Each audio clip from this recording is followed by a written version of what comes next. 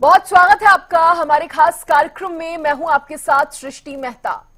देखिए, आज हम आपको ऐसे काले खेल के बारे में बताने जा रहे हैं जो प्रशासन की नाक के नीचे चल रहा है। चाहे रात का अंधेरा हो या दिन का उजाला, कैसे खेतों की फसलों से लेकर यमुना के पानी तक में काले केमिकल का जहर घोला जा रहा है और अधिकारी इस काले केमिकल की काली कहानी से बेखबर हैं। रिपोर्ट देखिए।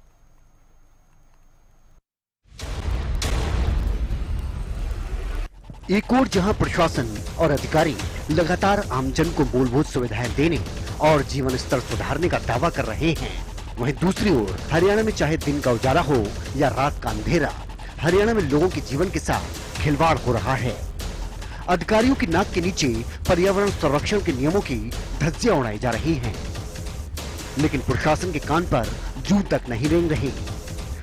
आप इन तस्वीरों को देख सकते हैं कि कैसे ये जहरीला केमिकल पानी के टैंकरों में भरकर यमुना नदी और खेतों तक पहुंचाया जा रहा है। जनता की आवाज बनकर हमेशा से खड़ा रहा हरियाणा न्यूज जीवन से खिलवाड़ करने वाले खेल से आपको रूबरू करवा रहा है।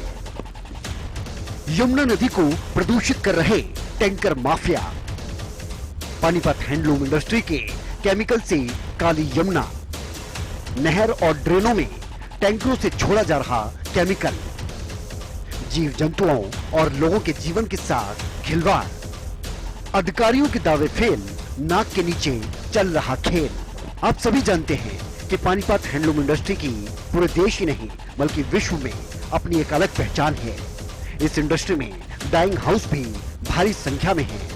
हैंडलूम इंडस्ट्री में केमिकल युक्त पानी लंबे समय से यमुना के पानी को जहरीला बना रहा है। पर्यावरण संरक्षण के नियमों की धज्जियों को उड़ाते हुए इस काली कहानी को देखने के बाद मन में कुछ सवाल उठना भी लाजमी है। कैसे केमिकल से काली हो रही यमुना? जीवन से खिलवाड़ में कौन कौन शामिल? केमिकल युक्त पानी से कैसे फैल रही बीमारी? हैंडलूम इंडस्ट्री टू ड्रेन कैसे पहुंच रहा केमिकल? केमिकल के जहरीले खेल से कैसे अनजान प्रशासन? आप इन तस्वीरों में देख सकते हैं कि केमिकल के इस काले खेल में सबसे बड़ी भूमिका टैंकर माफियाओं की है। ये टैंकर दूर से देखने में तो पानी का लग रहा है, लेकिन पानी की आड़ में जहर नहरों तक पहुंच रहा है। टैंकर माफिया इस केमिकल को नहरों में, ड्रेनों में छोड़ रहे हैं। पर्यावरण प्रदूषण की रोकथाम को लेकर एनजीटी के नियम कानून भी फेल हो रहे हैं। तमाम नियमों और कानूनों को ये टैंकर माफिया ठेंगा दिखा रहे हैं। हरियाणा न्यूज एक सनसनीखेज खुलासा करने जा रहा है। हम आपको दिखा रहे हैं ये डाइंग हाउस है। डाइंग हाउस को हम बता दें कि किस तरीके से केमिकल यूज होता है। लगातार जो है जिला उपायुक्त के दिशा निर्देशों के बाद किस तरीके से ड्रेन में जाता है, वो हम सारी प्रक्रिया दिखाएंगे।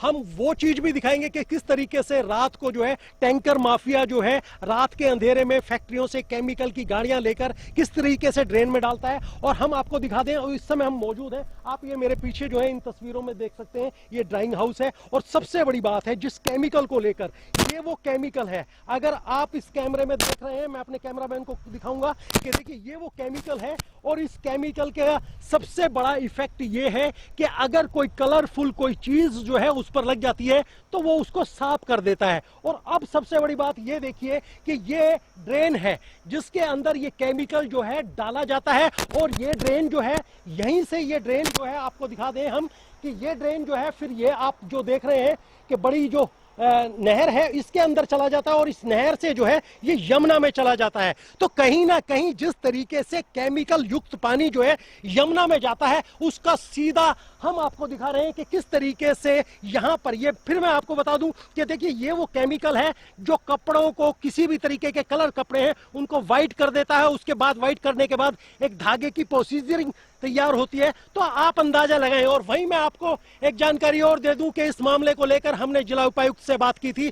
उनका कहना था कि अगर हम एक इस मामले में कोई भी जानकारी मिलेगी तो हम इस मामले में किसी को बख्शेंगे नहीं, क्योंकि देखिए वातावरण के अनुसार जो है किस तरीके का प्रदूषण जो है ये फैलता है। अगर आप मेरे कैमरे में देख रहे हैं तो कहीं ना कहीं ये देखिए कि ये पानी जो है ये काला हो चुका है, और जो ये गंदा पानी जो है, जो केमिकल युक्त पानी जो है, यही जो है बड़ी मैं कहूंगा कि वो जो नहर है उसके अंदर ड्रेन से उसमें चला जाता है, और उसके बाद जो है ये पानी यमुना में चला जाता है।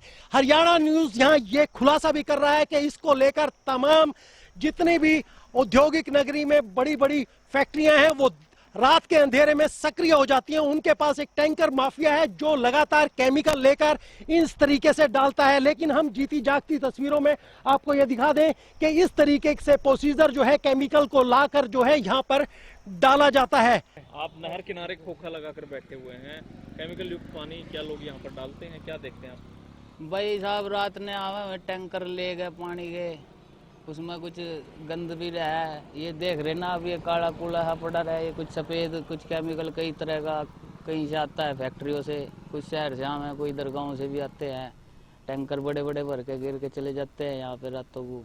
तो कोई रोकने टोकने वाला नहीं? रोक टोक तो दिन में तो एक दिन नहर वाले आए थे, उन्हें एक आधों को पकड़ा भी था। फिर सुनवाई ऐसी ही हो गई जी, आगे पीछे बात हो जा, मौके पर कोई पकड़ा गया ठीक है, कोई रात ने कौन किसको पकड़ता फिर रहा। फिर ये पानी तो यमुना में जाता होगा भाई जी पानी तो ये आगे छाजपुर तक जावे नहर में।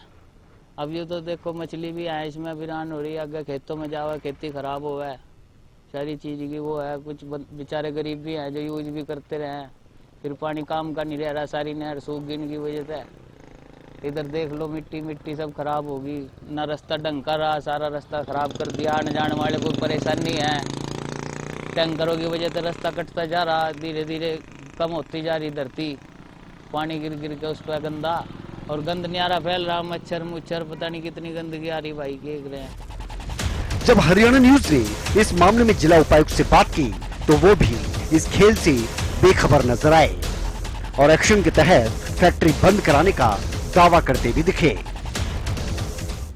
है कि जिस तरीके से इंडस्ट्री जो है उसके अंदर हमने देखा रात को टैंकर माफिया जो है सक्रिय हो जाता है और लगातार जो है केमिकल जो है ट्रेन 2 के अंदर डाले जाते हैं। उसके वीडियो वगैरह भी हमारे पास है और ये लगातार जो है यमुना को प्रदूषित भी करते हैं। इसको लेकर क्या ऐसा है, इसमें यमुना वाली बात जो आप कह रहे हो ना, ड्रेन नंबर 1 से ड्रेन नंबर 2, ड्रेन नंबर 2 से यमुना में पानी जाता है और एनजीटी इसको लेके सख्त है।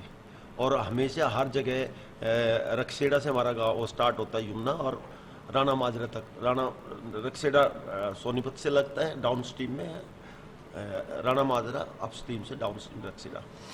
तो ये सारा 37 किलोमीटर का मामला है। इसमें क्या है कि वो हर बार हमारी सैंपल लिए जाते हैं कि कितने क्या हुए। तो जो आपने कई बात वो मन पहले हिदायतें दे रखी आरओ पॉल्यूशन से, और जब भी ऐसा कोई पकड़ा गया बंदा उसको बेशक मेरी इस मंच के माध्यम से मैं संदेश देना चाहूँ कि एफआईआर करा के अंदर डाल दूँ मैं उस आदमी को, उस बिजनेसमैन को, बिजनेस को लगाऊँ ताला। ये नहीं कि लोगों की जान से, उससे पता है पर्यावरण की भी समस्या हो जाती है। रीजन बीइंग की मछलियाँ होती हैं और होती हैं वो सारे सब खराब हो जाती है। वो हर बार सैंपल लेते रहते हैं हम, जब भी सैंपल खराब आ जाते हैं हम सख्ती करते हैं। और इस बार आरओ पॉल्यूशन को भी कह रखा है कि भाई ऐसा कोई मिले रात को भी निगरानी करो, जो मिलता है उसके खिलाफ एफआईआर दर्ज कराएंगे और उसके खिलाफ वो प्लांट भी बंद कराएंगे जिससे वो केमिकल निकलता है। आपको बता दें कि ये केमिकल इतना खतरनाक है कि जमीन पर जहां जहां ये केमिकल वाला पानी पड़ता है वहां की फसलें इस जहरीले पानी की वजह से खराब हो जाती हैं। केमिकल युक्त पानी से जीव जंतुओं के साथ आम जन पर भी खासा प्रभाव पड़ रहा है। यमुना नदी में नहाने वालों को चरम रोगों की समस्याओं का सामना करना पड़ता है। गौरतलब है कि ये प्रशासन के नाक के नीचे पूरा खेल चल रहा है। अब इस पूरे मामले का खुलासा भी हो चुका है, लेकिन कोई एक्शन होता नजर नहीं आता। Bureau report, Haryana news. Tanker माफियाओं का काला खेल आपने समझा किस तरह से जारी है।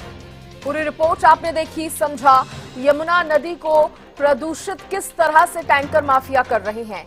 टैंकर माफियाओं का ये काला खेल है और इसमें नदियों को प्रदूषित किया जा रहा है और वो भी इतने खतरनाक तरीके से कि पर्यावरण को तो इससे नुकसान है ही, लोगों को भी है। पानीपत हैंडलूम इंडस्ट्री के केमिकल से ये काला पानी आता है, नहर और ड्रेनों में टैंकरों से ये पानी जो है, काला पानी छोड़ा जाता है। जीव जंतुओं और लोगों के जीवन के साथ सीधे तौर पर खिलवाड़ हो रहा है। अधिकारियों के दावे फेल हो रहे हैं क्योंकि नाक के नीचे खेल चल रहा है। टैंकर माफियाओं का काला खेल, इस पर लगाम कब लगेगी, सबसे बड़ा सवाल है। हरियाणा न्यूज ने कल भी इस मुद्दे को उठाया था, तब भी सवाल पूछा गया था। आज फिर हम इस मुद्दे को उठा रहे हैं। सवाल वही है कि कब लगाम लगेगी इस तरह के काले खेल पर। और देखिए, इसी पर ज्यादा बातचीत करने के लिए, ज्यादा जानकारी देने के लिए पानीपत से मेरे सहयोगी जितेंद्र मेरे साथ जुड़ गए हैं। जितेंद्र, देखिए, कल भी हमने ये सवाल तमाम उठाए थे, कल भी हमने ये रिपोर्ट दिखाई थी, आज फिर दिखा रहे हैं क्योंकि कोई एक्शन नहीं हुआ। जिस तरह के आश्वासन मिले थे, अभी तक कोई एक्शन नहीं हुआ है। हैरानी की बात यही है।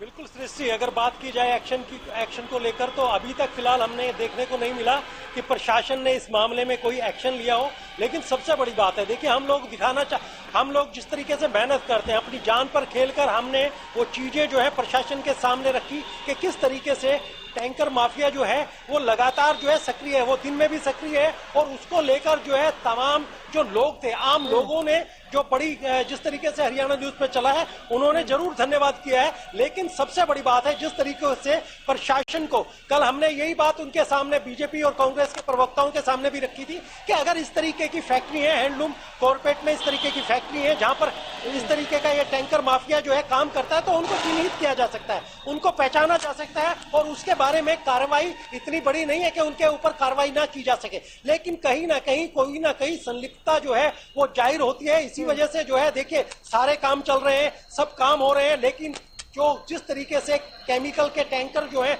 लगातार जो है फैक्ट्रियों से निकलते हैं, रात को भी निकलते हैं, दिन में भी निकलते हैं। और सबसे बड़ी बात यह है कि जिस दिन से, जब से ये स्टोरी चली है, उस समय से लेकर अब तक तो फिलहाल जो है एक किस्म का बाउंडिंग, मैं कहूंगा कि आप ये लगा लीजिए, इस समय जो है इस तरीके का नहीं देखने को मिल रहा। हम लोग फिर गए थे देखने के लिए, लेकिन वो पिक्चर हमें नहीं देखने को मिली।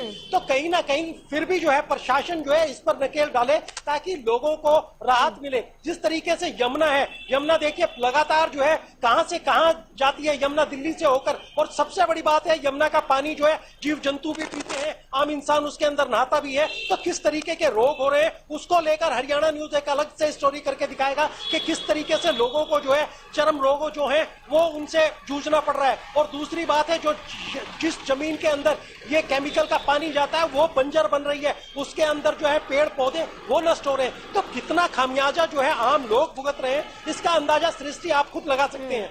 जी जितेंद्र, आपकी रिपोर्ट हम सुन रहे थे। आपने एक युवक से बात की थी जो वही नहर के पास एक दुकान चलाते हैं, और जब आपने उनसे सवाल पूछा तो उन्होंने कहा कि नहर वाले आए थे, उन्होंने इन लोगों से जो पानी को नहर में, काले पानी को नहर में डालते हैं, उन लोगों से सवाल भी पूछा, लेकिन फिर बाद में कुछ नहीं हुआ। सृष्टि, देखिए, जिस लड़के को हमने दिखाया था उसका जो है वो जो नहर आप देख रहे हैं उसके ऊपर ही उसका खोखा था। और देखिए, अजीब बात यह है कि उसको वो हमें नहीं दिखाई दिया, वो ताला लगा हुआ था। सुबह से शाम तक हमने पूछा भी वो कहाँ गया, कहाँ नहीं गया। तो सबसे बड़ी बात यह है, क्योंकि देखिए माफिया है, हम लोग भी अपनी जान पर खेलकर इस तरीके की खबरें करते हैं। तो लेकिन किस तरीके से वो, उससे हमने फिर मिलना चाहा था, हमने पूछना चाहा था, लेकिन वो युवक जो है जो काम कर रहा था वो हमें यहाँ पर नजर नहीं आया। लेकिन युवक की बातों से ये भी समझ आ रहा है जितेंद्र कि उसने जिस तरह से बताया कि नहर वाले आए थे, यानी कि एक्शन लेने की कोशिश तो हुई थी, एक्शन लिया भी गया था, लेकिन फिर बाद में सब कुछ ठंडे बस्ते में चला गया। तो हो सकता है साठगांठ हो गई हो। सृष्टि, देखिए, सबसे बड़ी बात यह है कि एनजीटी की जो गाइडलाइन है, आप इसको प्रॉपर एक किस्म से समझिए कि लगातार जो है गाइडलाइन है, हर चीज को, केमिकल्स आप जो है ऐसे वेस्ट नहीं कर सकते, उसको बाकायदा रिसाइकलिंग करना पड़ता है। फैक्ट्रियों के अंदर जो है वाटर ट्रीटमेंट प्लांट है। लेकिन सबसे बड़ी बात है, जब ये टैंकर निकलते हैं और इनको पकड़ा जाता है तो ये 5-7 हजार, 10 हजार, 20 हजार रुपए देकर छूट जाते हैं, क्योंकि इनका फैक्ट्रियों के अंदर एक बजट निर्धारित किया गया है। फैक्ट्री मालिक चाहते हैं कि अगर इस तरीके से से 20 से 30 हजार रुपए इस पर खर्च कर दिए जाएं, लेकिन जो लागत लगती है, जो काम होता है, उसकी लागत ज्यादा है। तो हर फैक्ट्री मालिक इस तरीके का एक जो है बजट निर्धारित करता है और वो आराम से छूट जाते हैं, अगले दिन वही फिर काम शुरू हो जाता है। तो कहीं ना कहीं संलिप्तता है। अगर इस पर कठोर से कठोर काम हो, उनके जब्त कर लिए जाएं, जिस तरीके से हम देखते हैं कि खनन माफिया के जो है ट्रैली वो जो है वो जब्त कर लिए जाते हैं, भारी भयंकर उन पर प्रभाव पड़ता है और जो जिससे मिले होते हैं उस पर भी कार्रवाई होती है। तो इस मामले में क्या होता है कि टैंकर पकड़े जाते हैं, उनका चालान कर दिया जाता है या कुछ ले देकर उनको छोड़ दिया जाता है, तो उन पर फर्क नहीं पड़ता, फर्क उन पर भी नहीं पड़ता और फैक्ट्री मालिक पर भी नहीं पड़ता जिसका वो केमिकल लेकर जो है बाहर निकलते हैं। जी बिल्कुल, फर्क किसी पर नहीं पड़ रहा है, लेकिन इस तरह से ये नहीं कहा जा सकता कि सिर्फ रात में ऐसा हो रहा है। दिन दहाड़े इस तरह से नियमों की, कानूनों की धज्जियां उड़ाई जा रही है, अनदेखी हो रही है जितेंद्र। और जब आप जिला उपायुक्त से बात करते हैं तो वो बयान तो देते हैं, वो ये कहते हैं कि एक्शन होना चाहिए, लेकिन उनकी बातों से उनकी बातों से ऐसा लगता है कि जैसे उनको इस बारे में कोई जानकारी ही नहीं है। और ये तब कई सवाल खड़े करते हैं कि जब दिन दहाड़े ये सब हो रहा है फिर भी जिला उपायुक्त तक जानकारी ना हो, क्या वाकई ऐसा संभव है?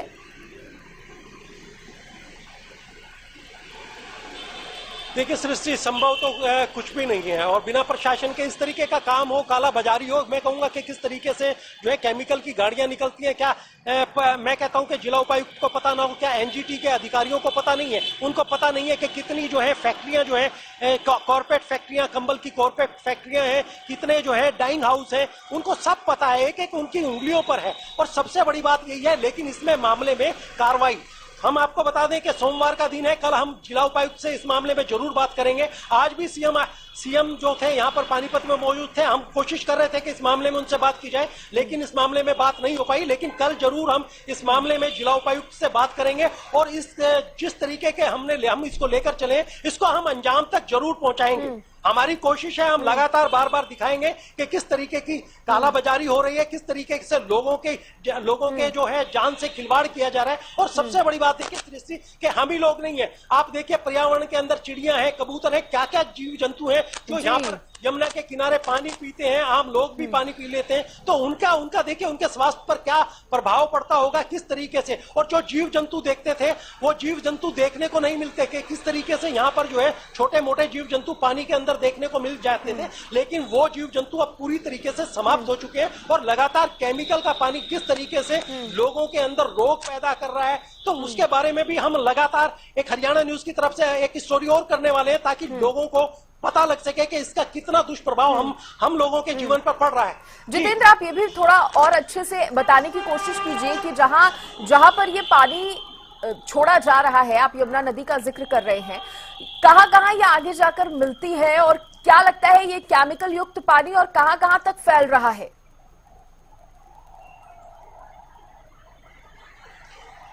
देखिए सृष्टि, सबसे बड़ी बात यह है कि यमुनानगर से आप अगर दिल्ली की तरफ जाएंगे तो राई है, सोनीपत है, पानीपत है। पानीपत के अंदर सबसे ज्यादा जो है हैंडलूम का कारोबार होता है, इंटरनेशनल लेवल पर, नेशनल लेवल पर होता है। और उसके अंदर जो है डाइंग हाउस है। इन डाइंग हाउस के अंदर जो है सबसे बड़ी बात यह है कि इस तरीके की यूनिट है जो इनको जो कपड़ा जो है, कपड़े को अच्छी तरीके से करने के लिए वो केमिकल की आवश्यकता होती है, तो वो केमिकल यूज होता है। लेकिन केमिकल को रिसाइकलिंग करने के लिए फैक्ट्री के अंदर ही बाकायदा होदियां बनाई गई हैं। लेकिन बहुत से जो फैक्ट्री मालिक हैं, उन्होंने उनकी जगह जो है टैंकर रख रखे हैं, जो उनका केमिकल निकलता है वो टैंकरों के अंदर भर देते हैं और फिर उसको लेकर जो है वो अंधेरी रात में या ऐसी जगह, सुनसान जगह, वो लेके चल पड़ते हैं और उसके पीछे से जो केमिकल भरा जाता है उसको खोल देते हैं।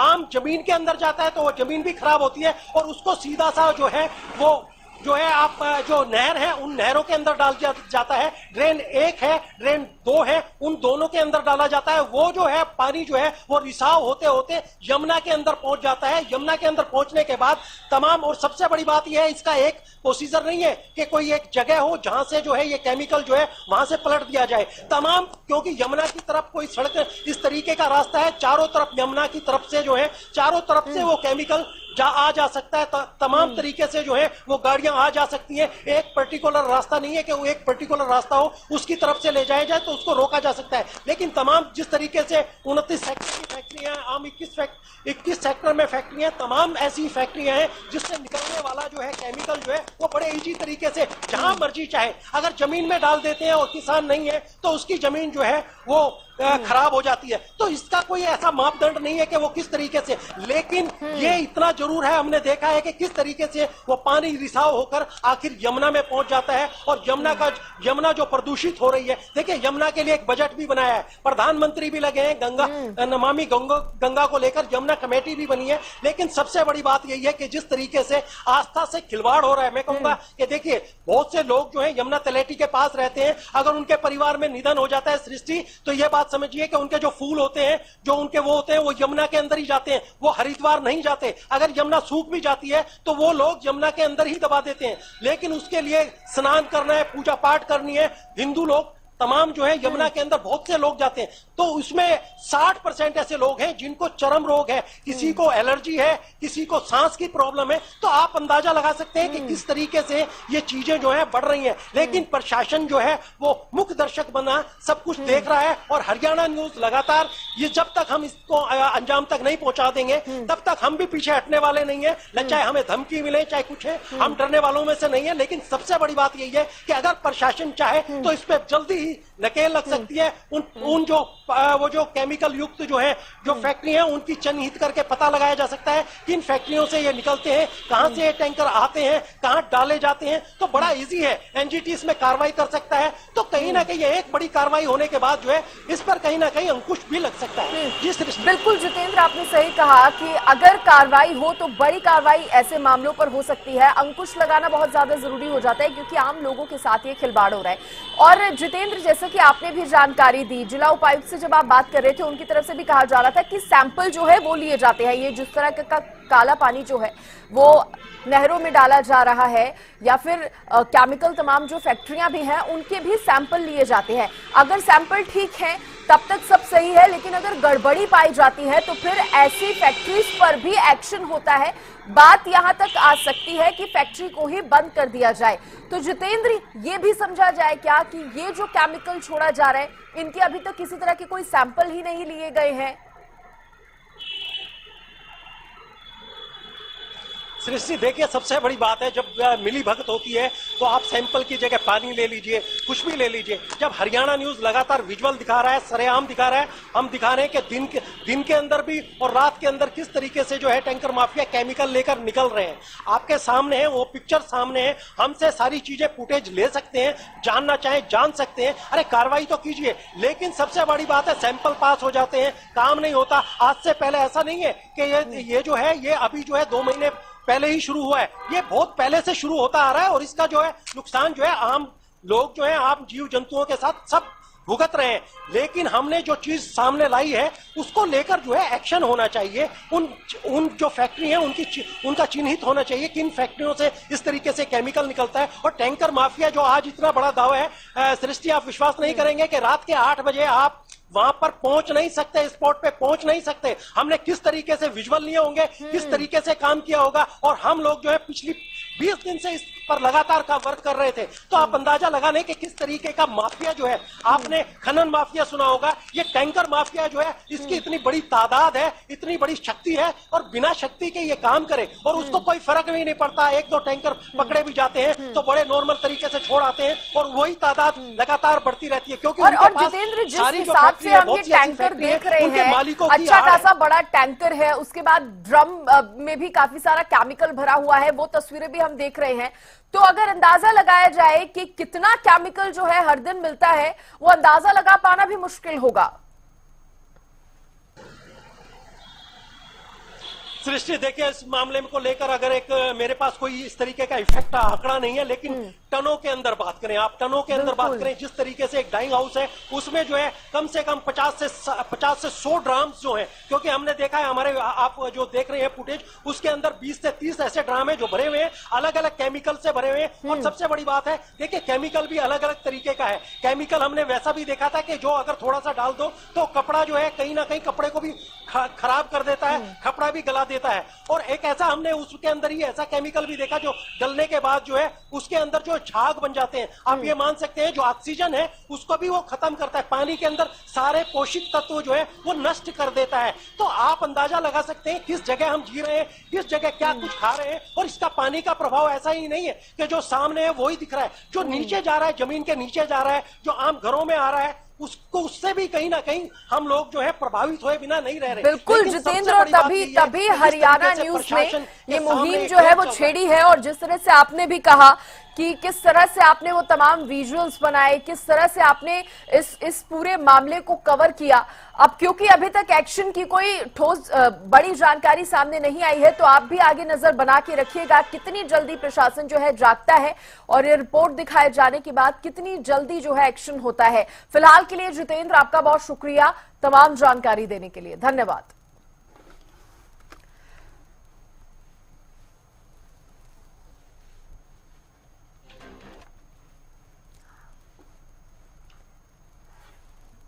तो देखिए केमिकल का खेल जारी है, नदियों में जहर घोला जा रहा है, लेकिन प्रशासन फेल है। और कब तक प्रशासन की नींद नहीं खुलेगी, ये सबसे बड़ा सवाल है। हम भी सवाल उठाते रहेंगे जब तक प्रशासन जागकर कोई ठोस कदम नहीं उठाता। फिलहाल एक छोटे से ब्रेक के लिए रुक रहे हैं, फौरन हाजिर होंगे, आप बने रहिए।